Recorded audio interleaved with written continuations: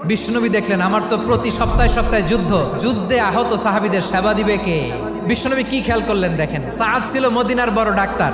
এই নারী সাহাবী রুফাইদা বাবার কাছ থেকে চিকিৎসা বিদ্যা শিখেছেন। বিশ্বনবী রুফাইদাকে বললেন, রুফাইদা তুমি মসজিদে নববীর পাশে একটা মেডিকেল ক্যাম্প করো। বিশ্বনবীর ডিরেকশন অনুযায়ী তিনি মসজিদে নববীর পাশে একটা মেডিকেল ক্যাম্প করলেন এবং আহত সাহাবাদের চিকিৎসা উনি ওনার টিম নিয়ে দিতেন। বিশ্বনবীর পরামর্শে উনি আনসারি এবং মুহাজির মহিলা সাহাবীদেরকে নিয়ে একটা স্পেশাল মেডিকেল টিম গঠন করলেন। খায়বার যুদ্ধে 7ম হিজরিতে যখন বিশ্বনবী যায়, উনি ওনার টিম নিয়ে আসলেন, বললেন, ইয়া রাসূলুল্লাহ, আমরা তো তলোয়ার চালাতে পারি না, আমরা তো তীর মারতে পারি না, আপনি যদি অনুমতি দেন খায়বার অভিযানে আমি আমার টিম নিয়ে মেডিকেল টিমের সেবাটা সার্ভিসটা দিতে চাই। পড়েন সুবহানাল্লাহ।